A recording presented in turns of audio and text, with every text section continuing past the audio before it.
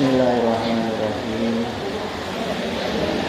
Assalamualaikum warahmatullahi wabarakatuh. Alhamdulillah alladzi 'alamal biqalam wa 'alamal insana ma lam ya'lam.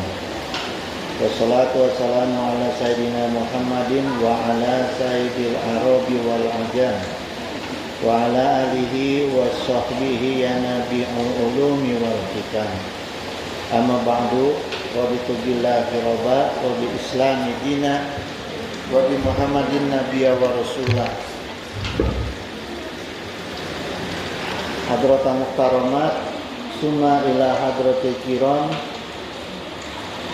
jami' asatizah wal muhtaram ummahatul musallin allazi yahduruna fi majlis taklim al-ihsan hafidhakumullah wa ri'akum. Nah, ibu-ibu, insyaallah sore ini kita kupas tentang Yahudi, ya.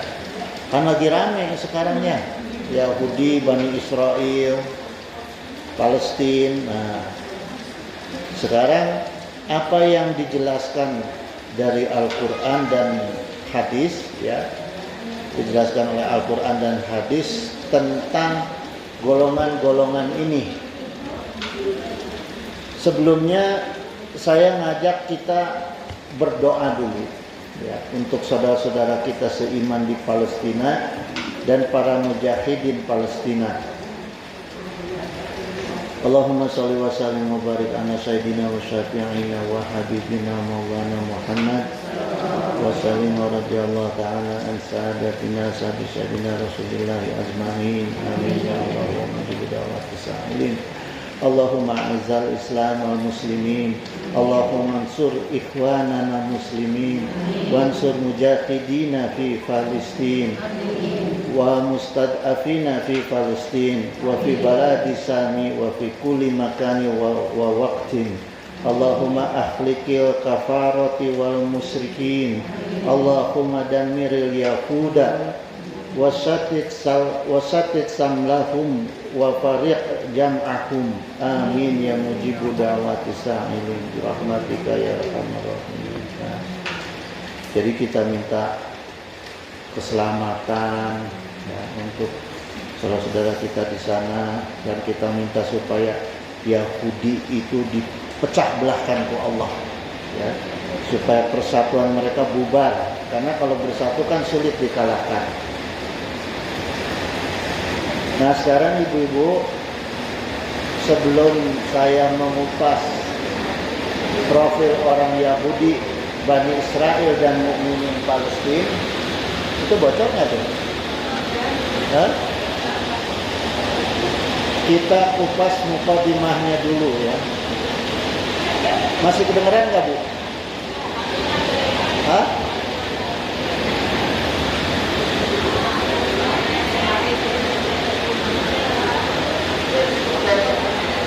Ini segini maksimal. Maksimalnya ya.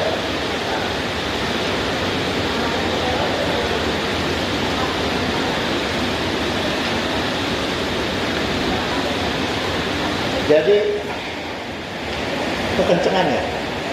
Hah? Enggak. Jadi gini, Bu.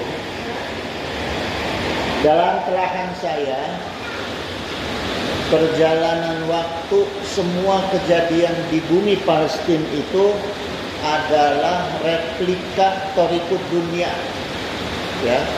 Jadi replika atau percontohan dari perlintasan perjalanan dunia itu adanya di Palestina, ya. Kalau kita telaah dari Al-Quran dan hadisnya, ya.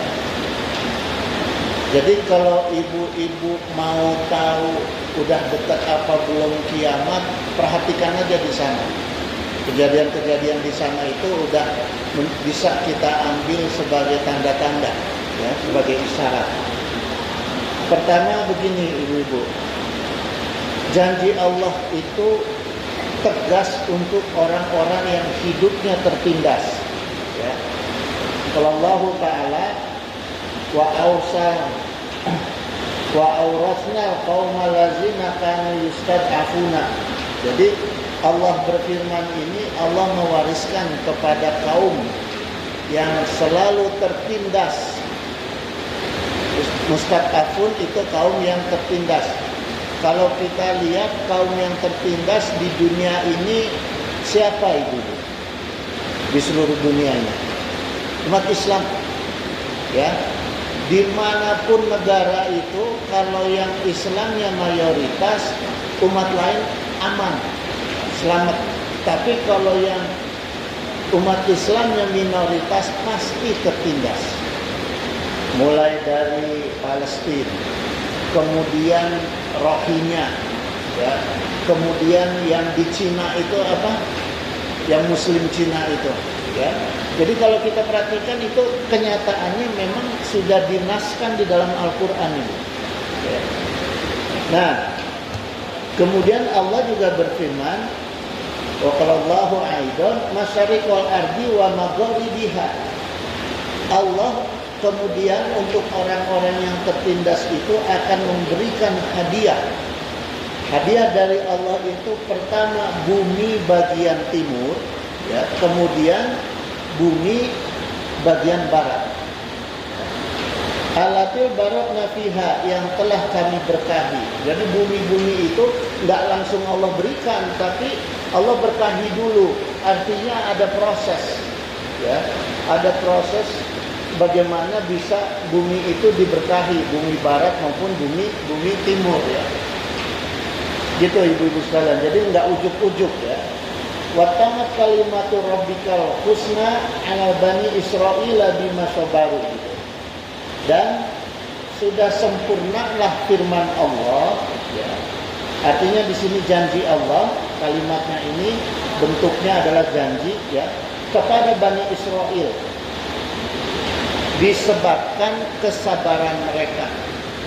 Jadi kenapa Allah berikan janjinya kepada Bani Israel bahwa Bani Israel itu dibebaskan dari penjajahan? Karena kesabaran mereka, ya.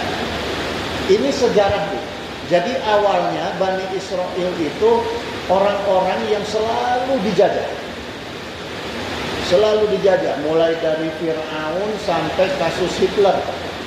Bani Israel itu selalu dijajah, ya. Tapi kemudian karena kesabaran mereka, kok Allah dibebaskan. Cuma namanya Bani Israel, tetap sifat-sifat aslinya ada. Nanti saya jelaskan, ya. Jadi ayat ini pelajaran utamanya adalah pertama kata sabar. Tidak hanya bagi Bani Israel, kita juga akan mendapatkan hadiah dari Allah ketika kita sabar, ya. Misalnya dalam perkara rezeki diuji sama Allah, dalam perkara rezeki yang belum cukup, kemudian kita sabar, insya Allah Allah akan limpahkan rezeki pada kita. Cuma kebanyakan kita nggak sabar, saking nggak sabarnya sampai nggak ngeh, sampai nggak sadar kalau menduakan Allah. Itu banyak kejadian, saking nggak sabarnya nih Bu. Pertama yang dagang saking nggak sabarnya kepada Allah, qadarullah, akhirnya nyurang-nyurangin timbangan. Ya, ada juga yang saking nggak sabarnya datang ke dukun, minta jampe ke sana sini, ya. Apalagi sekarang banyak kirdun. Tahu nggak kirdun, Bu? Hah? Kiai rasa dukun. Kiai rasa dukun itu kirdun. Ibu kalau datang ke sana, Pak Kiai minta doain, boleh ibu saya doain, tapi kudu ayam hidung. Ya, pakai syarat-syarat gini gitu. Nah, itu istilahnya kirdun, ya. Jadi ini yang jelas ditegaskan oleh Allah dan dicontohkan oleh Bani Israel adalah sifat sabar. Wa madammarna makana yasma'u fir'auna wa qaumuhu wa makanu ya'risuna gitu. dan kami hancurkan apa yang dibuat oleh Fir'aun. Allah ini tegas ya. Apa yang dibuat oleh Fir'aun dan kaumnya itu dihancurkan oleh Allah. Ini kan sejarah Bani Israel sampai akhirnya datang penjajah Nabi Musa ya. Kemudian Fir'aun ditenggelamkan di Laut Merah. Nah, kalau masalah cerita ini semua saya kira udah paham ya. Pasti udah pada memahami gitu ya. Dan ini Bu, jadi orang-orang yang menindas orang-orang yang sabar pasti diazab Allah. Masalahnya kenapa bangsa Indonesia ini kok banyak yang mustad'afinnya tapi kok nggak dibebas-bebasin sama Allah? Karena kebanyakan nggak sabar. Bangsa Indonesia yang diuji sama Allah nggak sabar. Makanya ada Gunung Kawi, ada gunung apalagi tuh namanya tuh, ya tempat-tempat yang begitu-begitu tuh, ya gitu. Yang gitu-gitu rame tuh Bu, coba aja Ibu lihat di TV aja rame, gitu. Makanya sama Allah nggak dibebas-bebasin. Ya. Tapi yang sabar buktinya Bani Israel oleh Fir'aun diazab sama Allah. Kemudian Rohingya akhirnya saya dengar di berita Aung San Suu Kyi itu presidennya dikudeta dan dipenjara. Ya, jadi memang ujiannya itu adalah sabar. Kita ya kurang sabar. Kebanyakan malah kita suudzon sama Allah. Ya Allah, kenapa nasib saya gini-gini aja kan? Ya, udah sholat, udah puasa. Nah, berarti sholat sama puasanya bukan karena Allah, ya kan? Gitu. Jadi mutolaahnya ibu-ibu, kalimatnya ini itu bentuknya kalimat majas. Artinya kalimat majas itu dalam struktur bahasa Arab ya menjelaskan satu peristiwa lewat satu contoh. Jadi misalnya peristiwa Fir'aun itu cerita yang bentuknya kalimat majas, artinya menjadi contoh bahwa akan ada peristiwa seperti itu di tahun-tahun yang akan datang. Ya, buktinya sekarang kan banyak orang-orang penguasa yang kayak Fir'aun. Nah, itu istilahnya kalau dalam Al-Quran itu kalimat majas gitu. Nanti ngejelasinnya panjang kalau cerita majas ini Bu, ya. Karena kalimat majas itu ada isti'arah, ada tasbih, ada masal, ada tamsil, ada kinayah. Itu termasuk bagian-bagian dari rumus-rumus dari kalimat majas ya. Itu khusus nanti kalau ngajinya harus ngaji nahu, ngaji bahasa ya gitu. Nah, contoh kejadian yang dialami oleh Bani Israel dan Fir'aun ini gini Bu ya, kalau di Al-Quran nama yang dijelaskan itu bukan nama asli, artinya itu menggambarkan karakter atau sifat. Fir'aun itu bukan nama asli. Kalau sejarah bilang nama aslinya Faroh ya, Raja Faroh. Jadi Fir'aun itu gelar. Kalau yang disebutnya dengan gelar dalam Al-Quran itu akan ada orang-orang yang punya sifat seperti itu yang kejadiannya akan ada di masa yang akan datang. Akan ada Fir'aun berikutnya. Ketika Fir'aun menindas Yahudi, ya menindas Bani Israel, maka ada Hitler di zaman kemarin itu yang menindas Israel. Nah, itulah hebatnya Al-Quran Bu. Jadi bahasa Al-Quran ini diksi-diksinya itu kalau kita pelajari bahasa seluruh dunia kalah semua di bahasa Al-Quran ya. Kecuali di dalam Al-Quran yang disebutkan namanya jelas. Contohnya Maryam bin siapa? Ibunya Kanjeng Nabi Isa. Ya. Disebut namanya jelas. Makanya saat itu hanya kejadiannya hanya sekali dan hanya satu orang. Makanya nggak ada lagi sebelum sampai sesudah Sayyidah Maryam yang hamil tanpa bapak, nggak ada. Ya kan? Hanya satu, Bu. Kalau sekarang banyak yang pura-pura hamil tanpa bapak. Bukan nggak ada bapak. Kalau Sayyidah Maryam hamil tanpa bapak. Kalau sekarang banyaknya hamil nggak ada bapak. Gitu. Bapaknya ngumpet kalau sekarang kebanyakan. Ya. Nah itu Bu. Jadi kalau di Al-Quran tempatnya disebutkan jelas, namanya jelas, berarti itu kejadiannya hanya sekali. Ya. Kemudian ibu-ibu sekalian, pelajaran yang keempat dari ayat ini bahwa seorang hamba itu harus mau sabar dan ikhlas, ya, untuk menerima konsekuensi taklif. Kita yang dilahirkan ke alam dunia ini punya konsekuensi yang namanya taklif. Al-Quran mengatakan taklif. Apa itu taklif? Beban. Pembebanan itu taklif. Tidak ada manusia yang lahir sampai meninggal nggak ada beban, nggak ada. Bukan hanya manusia, binatang aja punya beban. Tumbuhan aja ada beban. Semua yang diciptakan oleh Allah yang hidup itu ada konsekuensi taklif. Jadi namanya itu Bu, taklif. Jadi kita harus ikhlas Bu. Kalau kita ada ujian, ada beban hidup, bukan hanya saya, binatang aja, tumbuhan aja punya beban hidup. Masa saya nggak mau punya beban hidup? Nah, supaya kita bisa ikhlas gitu ya. Nah kemudian waqala Nabi SAW inna adama jazai ma'a idhamil bala'i. Nah terkait dengan taklif ini, maka Rasulullah SAW menegaskan inna idhamal jazai, ya, sungguh idhamal itu artinya pahala. Sungguh pahala yang besar itu didapatkan ma'a idhamil bala'i, tergantung besarnya penderitaan, tergantung besarnya taklifnya itu tadi. Semakin kita sabar menerima taklif dari Allah, pembebanan hidup dari Allah, semakin besar pahala kita. Jadi kita Bu, disitulah maknanya kalau kita dapat musibah, dapat ujian, kita harus bersyukur.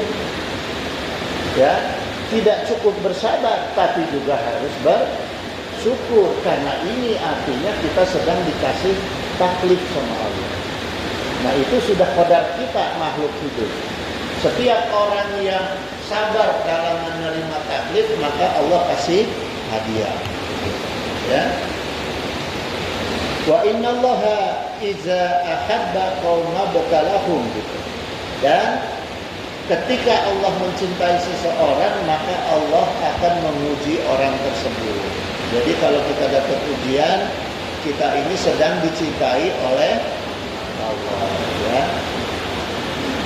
Kalau ibu calon suami dulu datang, neng, bobo, diuji hebat atau ibu? Atau langsung diterima gitu aja? Tapi ibu kayak, ya. Gitu, biasanya kan para wanita tuh lebih cerdas lah gitu ya. Diuji dulu, coba pamelikan bakso heula, kan gitu ya. Gitu Bu. Faman radiya falahu ridho. Siapa yang ridho menerima ujian dari Allah, maka Allah ridho sama dia. Ya. Wa min sakhito falahu suhtu.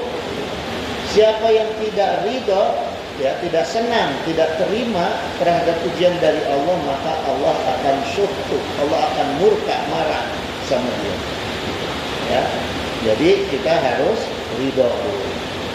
Inilah Bu, setelah saya mutolaah dalam membuat kajian ini, inilah sebabnya kenapa orang-orang Palestina itu nggak ada yang mau keluar dari Palestina. Padahal hidupnya itu nggak tenang Bu. Sebentar-sebentar dibom, sebentar-sebentar ditembak. Karena dalam masa penjajahan, ya. Tapi orang Palestina nggak ada tuh yang mau kabur dari Palestina.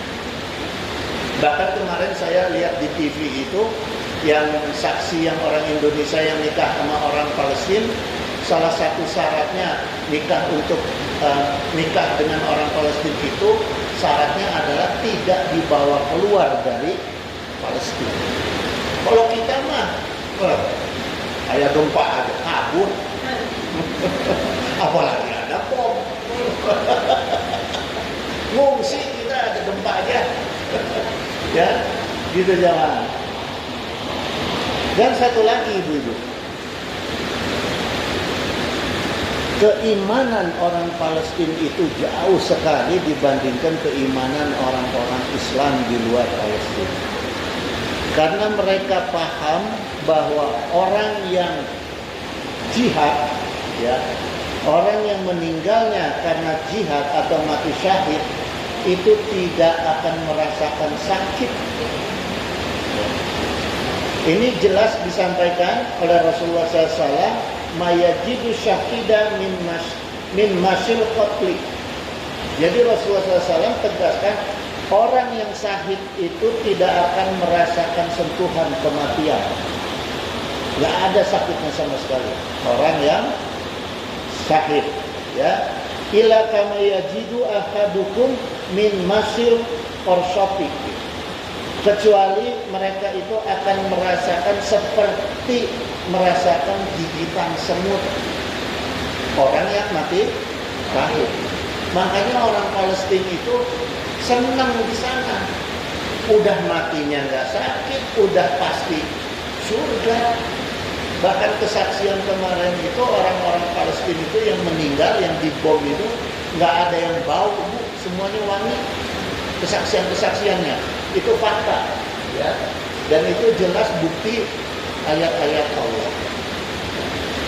Nah, bagaimana dengan orang-orang Palestina yang ketika dibom tangannya buntung, kakinya buntung, sakit enggak? Sakit, tapi sakitnya nikmat. Benar enggak? Buktinya ibu-ibu ngelahirin sakit enggak? Kenapa besok-besok ngelahirin lagi?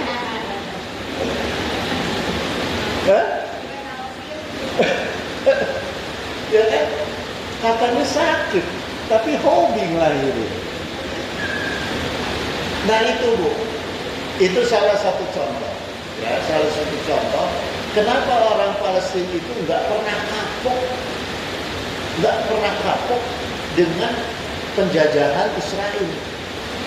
Karena mereka ya seperti ibu-ibu yang melahirkan, mereka tahu mereka sakit, tapi sakitnya itu membawa kenikmatan, membawa ketagihan untuk melakukan jihad. Karena ibu-ibu yang melahirkan itu kan ibu-ibu sedang berjihad. Makanya sakitnya itu diberi kenikmatan sama Allah. Ya, dibarengi dengan kenikmatan. Nah, kemudian ibu-ibu sekalian, mutalaahnya kalimat firman Allah Ta'ala, masyariqal ardi wa magharibiha allati barakna fiha, ya. Allah akan berikan bumi bagian timur dan bumi bagian barat yang telah diberkahi. Mutalaahnya yaitu bumi bagian barat, orang-orang kafir di negara-negara barat itu akan pada masuk Islam. Sekarang terbukti, Bu, setelah kasus Hamas menyerang Israel tanggal 7 Oktober, sekarang beritanya itu orang-orang di negara-negara kafir banyak yang masuk Islam. Ya, karena banyak orang yang justru ingin tahu apa sih Islam. Kemudian ingin mengenal Islam dan ingin mengenal Hamas dan kagum sama Hamas. Ya, kagum sama orang Palestina. Nah ini Bu, kalau ada orang yang mengatakan, wah itu kan Hamas itu merugikan orang Palestina, gara-gara Hamas nyerang Israel tanggal 7 Oktober, maka Palestina dibom, Gaza dibom sama Israel. Kan ada yang berkata begitu, ya. Kita kenal nggak, Bu? Ibu tahu nggak sejarah serangan 1 Maret? Hah? Di Indonesia itu pernah ada setelah kemerdekaan ada serangan 1 Maret oleh Pak Harto waktu itu dan Jenderal Sudirman. Artinya apa? Ketika itu Pak Karno sedang ditahan oleh Belanda. Dianggap Indonesia ini sudah tidak ada. Karena apa? Negara yang tidak ada militernya berarti tidak ada negara. Makanya Israel itu begitu kukuh ya, tidak mengakui Palestina itu sebagai satu negara, karena kalau diakui sebagai negara, Palestina berhak untuk membentuk militer. Israel takut kalau Palestina punya militer, makanya nggak diakui sampai sekarang ya. Nah, itulah cara Hamas untuk membangunkan orang-orang di dunia ini ya, bahwa ternyata negara Palestina itu masih ada. Itu Bu, jadi ya hikmahnya di situ. Kemudian janji Allah ini Bu ya, kenapa janji Allah itu dijadikan di Palestina sebagai replika ya, replika Thoriqud dunia gitu. Karena disitulah Allah itu menjadikan negeri itu negeri yang diberkahi dengan tegaknya syariat agama. Satu-satunya negeri yang ada 3 agama yang bersatu dalam satu tempat itu hanya ada di Palestina. Ada Islam di situ, ada Kristen, ya, ada Yahudi. Semua punya tempat-tempat ibadah di situ khusus, dan satu tempat di kawasan Masjidil Aqsa. Jadi ibu-ibu kalau dengar cerita Masjidil Aqsa itu bukan bangunan masjid. Disebut Masjidil Aqsa itu adalah kawasan masjid yang di situ ada masjid kiblat pertama, ada masjid Damrok, ada masjid Sayyidina Umar. Ya, ada 3 masjid bersejarah di sana. Ada masjid kiblat pertama, ada masjid Damrok, dan ada masjid Sayyidina Umar ya, di kawasan Masjidil Aqsa. Nah, dalam satu masjid kiblat pertama ini ada 3 agama di situ. Islam sholat di situ, Kristen mengakui ibadah di situ karena katanya ada tempat kelahiran Nabi Isa. Kemudian di sebelahnya lagi ada tembok ratapan, tempat ibadahnya orang Yahudi. Itu hanya ada di sana, Bu. Di negara lain nggak ada, ya. Nah, itu disebutnya itu negeri Syam. Kalau sekarang itu Syam itu jadi 4 negara yang disebut negeri Syam itu. Ada Lebanon, ada Suriah, ada Palestina, ada Yordan. Ya. Makanya ketika Hamas nyerang Israel, Yordan itu dengan Hizbullahnya nyerang Israel dari bagian yang selatannya itu, ya. Gitu.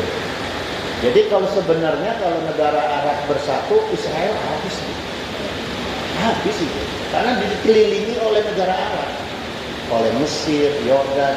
Cuma masalahnya Israel itu punya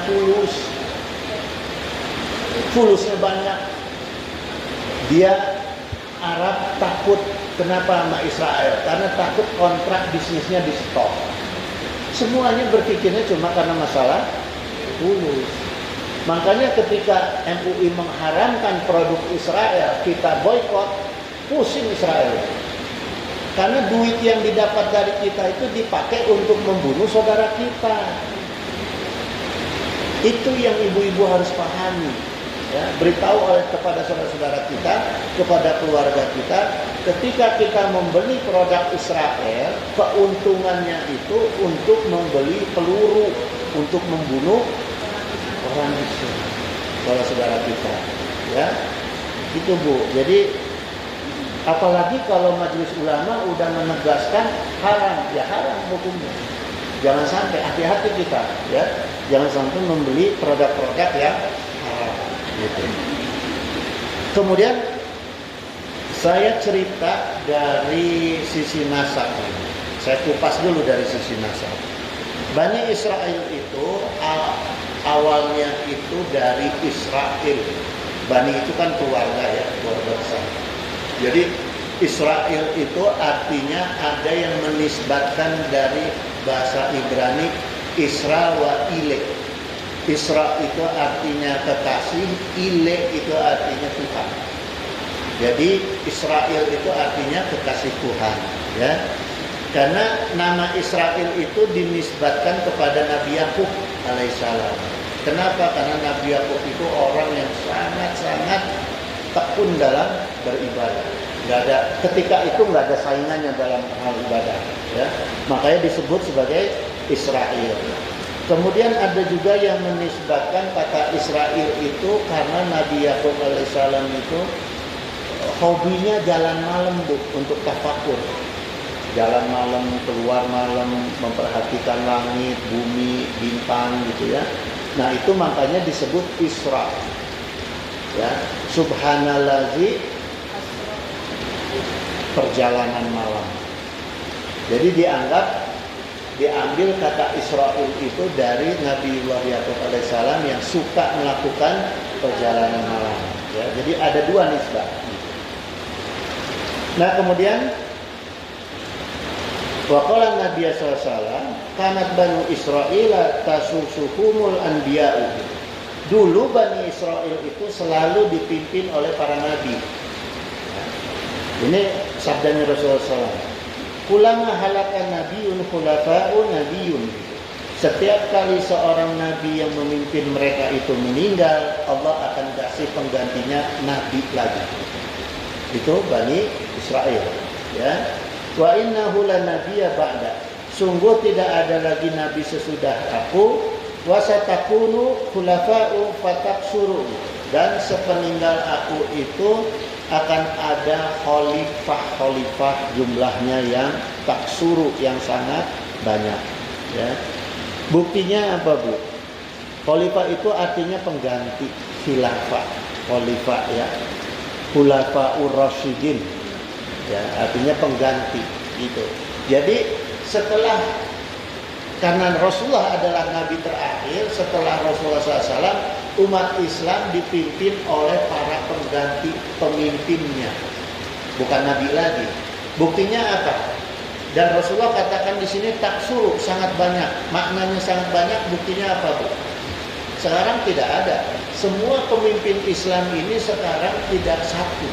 Kalau dulu seluruh dunia pemimpin Islamnya satu, Amirul Mukminin. Ya, sampai terakhir Utsmani.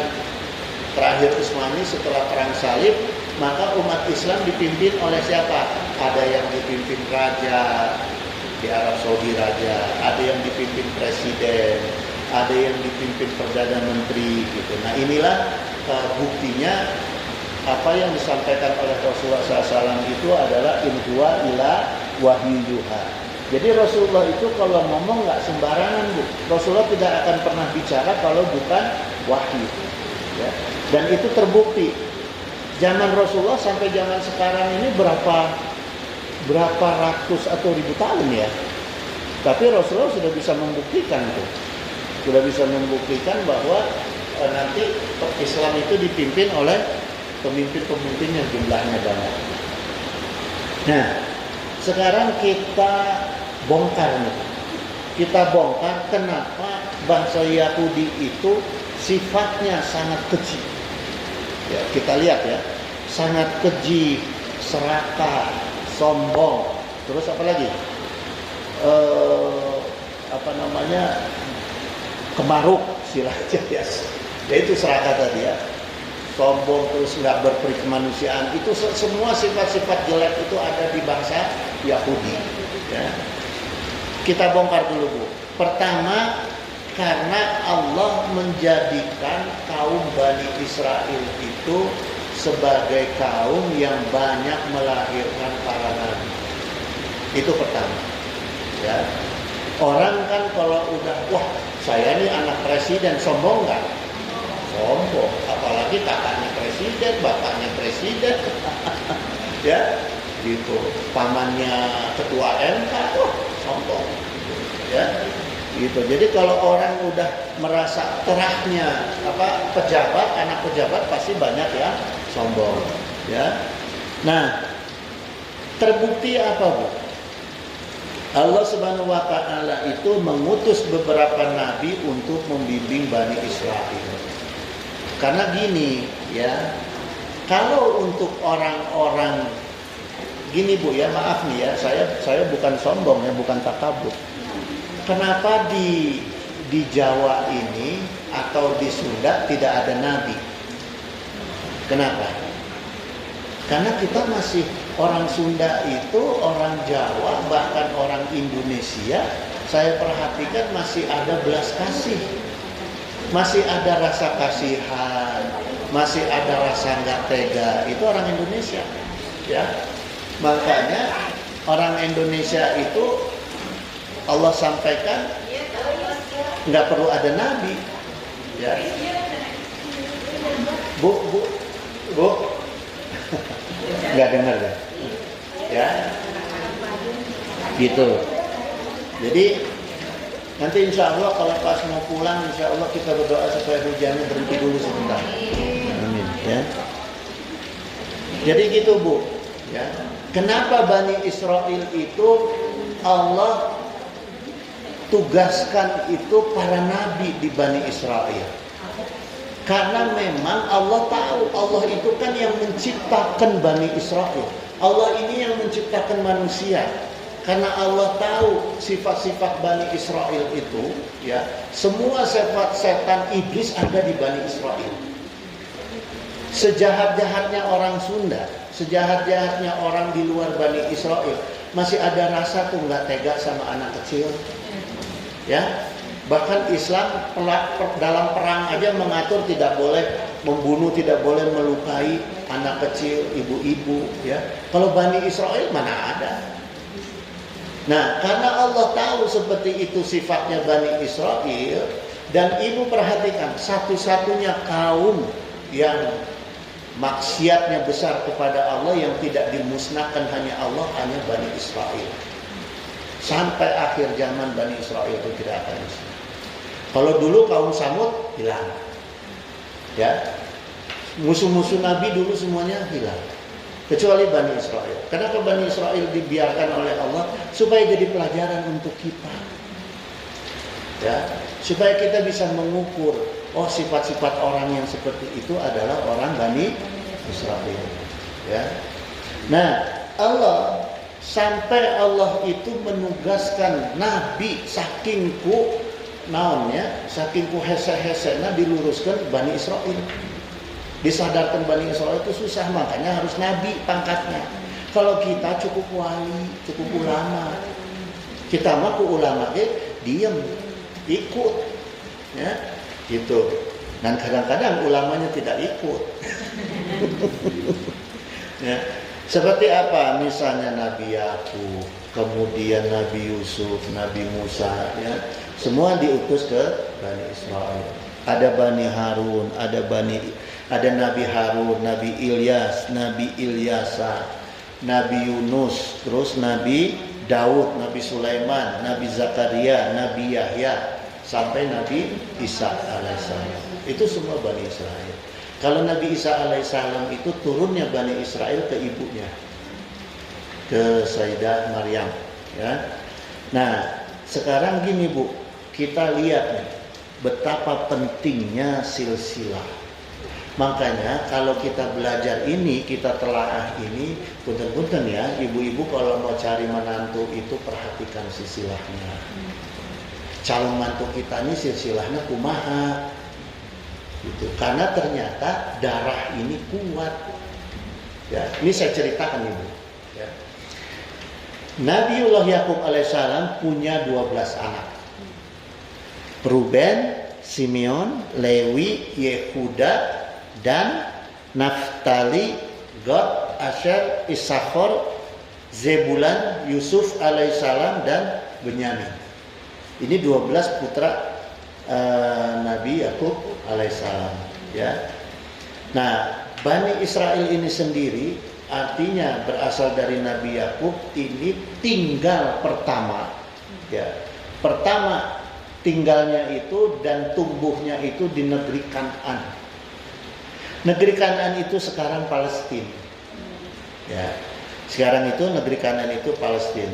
Maka di negeri Kan'an itu ada desa yang namanya Bethlehem. Sekarang kan ada ya Bethlehem. Dari dulu sudah ada itu. Bethlehem itu dari dulu sudah ada. Bathsheba dari dulu sudah ada. Gitu. Ya, yang sekarang yang terkenal kan itu, ya, Al-Qolam itu terkenal tuh di Israel. Nah, Nabi Yakub itu tinggal di Kan'an sampai Kanjeng Nabi Yusuf kemudian hijrah ke Mesir karena didolimi oleh saudara-saudaranya, oleh kakak-kakaknya. Jadi saya cerita sedikit Bu. Dua anak Nabi Yakub yang istimewa. Satu Nabi Yusuf alaihissalam dengan kegantengannya. Udah nggak ada lawannya kecuali Rasulullah. Ya, kalau Rasulullah nggak bisa dilawan karena anta samsun, anta bari. Itu Rasulullah. Kalau Nabi Yusuf nggak disebut seperti itu, hanya ganteng aja gitu. Yang jelas lebih ganteng dari Haji Aksa. Coba jadi ganteng. Coba Haji.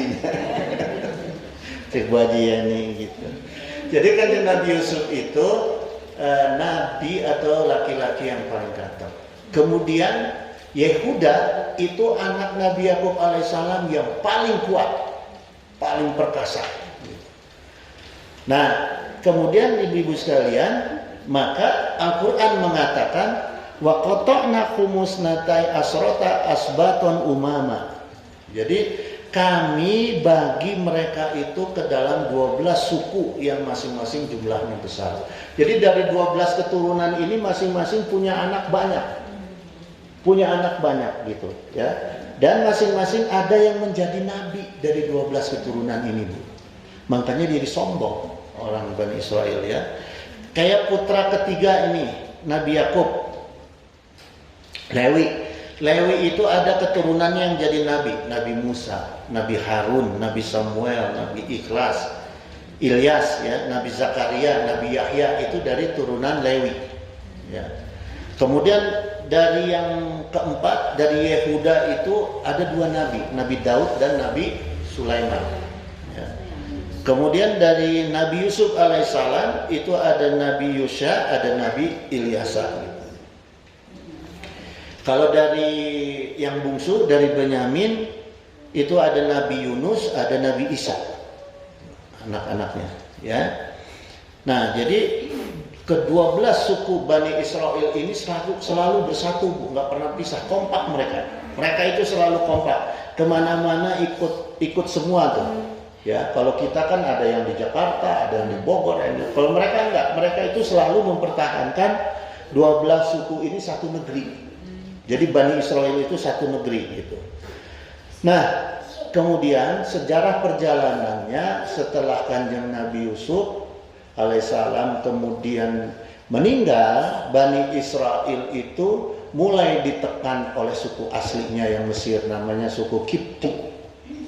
Suku Kipti itu akhirnya kan namanya orang asli kan tadinya merasa oh ini kok pendatang jadi lebih hebat dari kita, sok cemburunya gitu. Begitu pegangannya udah nggak ada, karena Nabi Yusuf nggak ada, mulai tuh diganggu Bani Israel. Sampai lahirlah pemimpin suku Kipti yang namanya Fir'aun sebutannya. Tuh, ya. Kita udah kenal lah sejarah itu semua. Nah, saya ambil singkatnya aja ibu-ibu. Kemudian setelah Kanjeng Nabi Sulaiman meninggal, Bani Israel itu baru terpecah dua.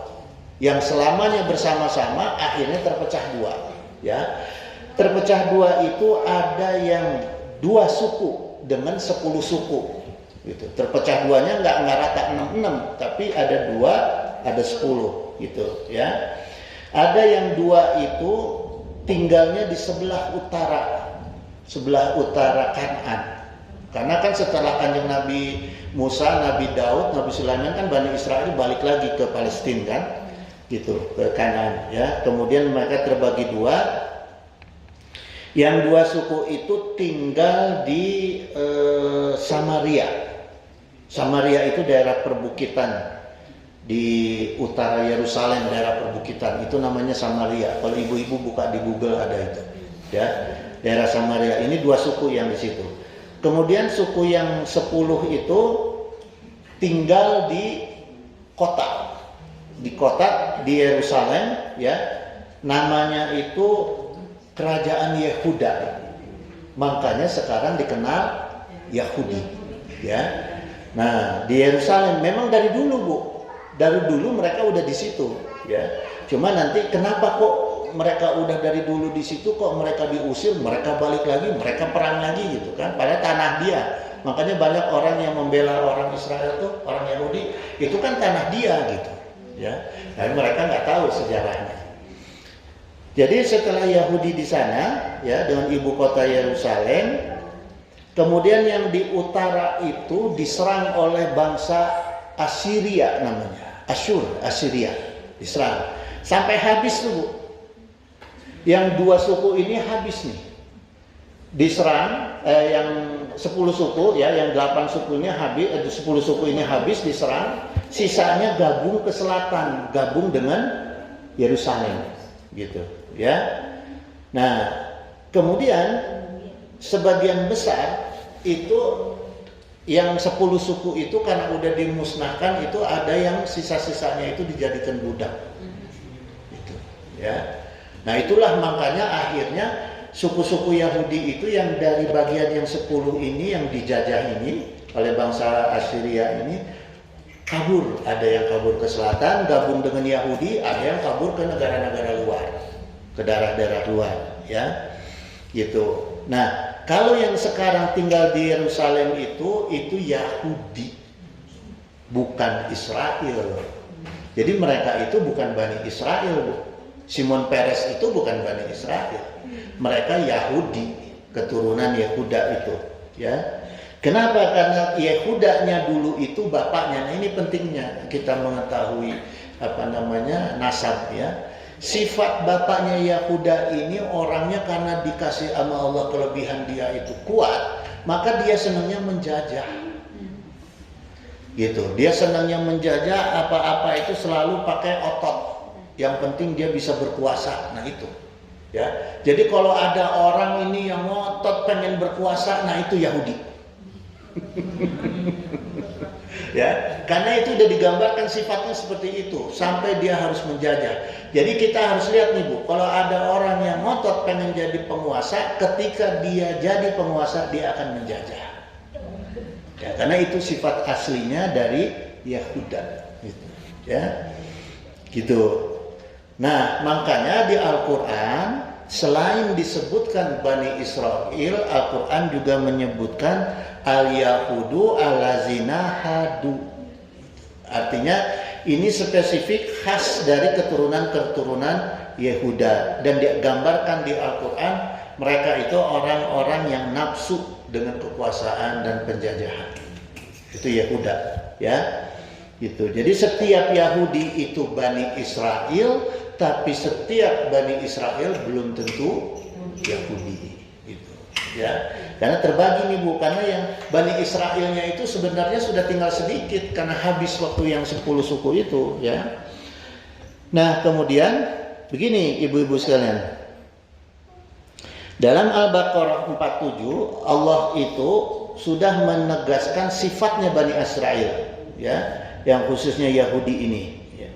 Ya Bani Israel, uskuru ni'mataya allati an'amtu 'alaikum. Hai Bani Israel, ingatlah kamu akan nikmat aku yang telah aku anugerahkan kepada kalian. Ya. Ini Allah tegaskan, Allah selalu memberikan kenikmatan kepada Bani Israel. Wa anni fadaltukum 'alal alamina gitu. Dan ingatlah juga bahwa aku telah melebihkan kamu atas segala umat tuh. Jadi memang Bani Israel itu Allah pelihara, Allah lebihkan dari umat-umat yang lainnya gitu, untuk menjadi contoh bagi kita ya. Di antara kelebihan Bani Israel kan kita tahu selalu dipimpin oleh para nabinya itu ya, oleh keluarganya itu yang jadi nabi. Kemudian wa qalallahu ta'ala aidan wa iz akhazna mitsaqakum wa rafa'na fawqakumut tura gitu. Jadi ingatlah ketika kami ngambil janji dari kamu, kami angkat bukit Tursina. Jadi gini Bu, dulu itu ceritanya ketika Nabi Musa itu meminta Bani Israel tobat, ya, itu Allah perintahkan supaya orang-orang Bani Israel itu yang tobat bunuh dirinya sendiri. Kalau orang sekarang tobat gampang, tinggal nangis, sholat sunat tobat, udah, nadmu udah selesai. Kalau dulu mah enggak Bu. Ya, orang tobat itu suruh bunuh diri sendiri atau ditimpakan batu dari langit, gitu. Ini untuk orang-orang yang bukan sekedar maksiat tapi yang sudah musyrik. Karena ketika Nabi Musa menerima wahyu, 10 commandment ya, 10 perintah Allah, Bani Israel kan akhirnya dibantu oleh Samiri, diprovokasi oleh Samiri menyembah sapi itu kan, ya, gitu. Nah itu Allah marah tuh, Bu. Nah kemudian apa jawaban Bani Israel ketika diingatkan oleh Allah, ya? Kan Allah ingatkan kepada Bani Israel, khuzu ma atainakum biquwwati wasma'u, ya. Teguhlah dengan apa yang kami berikan kepada kamu dan dengarkanlah, wasma'u, dan dengarkanlah. Ini amr ya, perintah supaya mendengarkan perintah Allah. Terus apa dijawab oleh Bani Israel? Qalu sami'na. Iya, saya mendengar. Wasaina wa usribu fi qulubihimul ijla bikufrihim. Malah Bani Israel bilang, iya kami dengar tapi kami nggak mau taat. Ya. Jadi kalau ada orang yang ngaji terus tapi nggak berubah-ubah, nggak makin baik, itu berarti Bani ya, berarti itu ketularan Bani Israel. Ya, gitu. Qul bi sama ya'murukum bihi imanukum in kuntum mu'minin. Terus Allah ingatkan bahwa mereka itu sangat amat jahat perbuatannya, gitu. Ya, gitu sampai mereka itu tetap Allah perintahkan nabinya untuk supaya Bani Israel itu untuk beriman kepada kitab sucinya yaitu Taurat, ya. Nah, kemudian ibu-ibu sekalian, Bani Israel itu sifatnya yang digambarkan dalam Al-Quran. Yang kedua, yang pertama mereka nggak mau dengar apa yang disampaikan oleh Allah melalui Nabi dan kitab sucinya. Kemudian yang kedua, sifat Bani Israel itu menghina Allah. Menghina Allah dengan apa? Bani Israel itu mengatakan waqalatil yahudu Zairun ya ibnullahi. Jadi kata orang Yahudi itu Uzair itu anak Allah. Ya. Wa nasara wa qalatin nasara musibunullahi gitu. Dan orang-orang Nasrani itu mengatakan Al-Masih itu anak Allah. Jadi udah selalu ditunjukkan sama Allah, minta Nabi dikasih Nabi, ya. Kemudian Bani Israel diselamatkan, tetap aja menghina Allah, mengakui bahwa Allah itu punya anak, gitu, ya. Dan ada lagi, Bu, yang paling sangat kurang ajar ini Bani Israel, ya. Yang tadi yang paling kurang ajar kan mengatakan Allah itu punya anak. Yang kedua yang kurang ajarnya lagi apa Bani Israel? Laqad sama Allahu qaulal ladzina qalu, ya. Terus Bani Israel itu mengatakan bahwa Allah itu innallaha faqirun wa nahnu aghniya'u. Allah itu fakir. Jadi Bani Israel bilang Allah itu fakir dan saya itu kaya. Coba. Ibu ayeuna ibu nih, setiap hari ibu ngasih jajan ke anak, ngasih makan, nyuapin, ngegedein, ya, ngurus anak. Si anak teh ngomong, mamah mah korek, bakhil. Nyeri hati tuh, Bu. Allah teh dikitukeun ku Bani Israel. Gitu. Ya. Sanaktubu maqalu, kami akan tuliskan perkataan mereka itu waqat lahumul anbiya'a bi ghairi haqqin wa naqulu gitu. Kemudian sifat mereka itu selalu membunuh para nabinya, gitu, ya. Gitu, Bu. Nah, dari sifat-sifat Bani Israel ini, ya, yang bedegong-bedegongnya ini, sifat Bani Israel ini, kemudian Allah jadikan Bani Israel itu zuku azabal khariki. Artinya Bani Israel itu Allah katakan gini, rasakan oleh kamu azab yang membakar. Jadi Bani Israel itu kalau mati diazab sama Allah dengan api neraka yang sepanas-panasnya, tapi ketika hidup, baik ibu-ibu, jadi itu, jadi saya akan tutup Ya, jadi kalau ada orang Bu yang sedikit-sedikit katoel seetik ngambek marah kita Bani Israil ya, gampang marah. Gitu aja Bu ya. Nah, minggu depan kita lanjutkan, kita kupas lebih dalam lagi tentang Bani Israil ya, supaya untuk jadi ibroh, jadi pelajaran sama kita supaya kita jangan seperti mereka gitu ya. Innahu sami'un qaribun mujibud da'wat wa yaqdi'ul hajat subhanaka Allahumma wa bihamdika asyhadu an la ilaha illa anta astaghfiruka wa atubu ilaik wallahu muwaffiq ila aqwamit thoriq. Wassalamualaikum warahmatullahi wabarakatuh.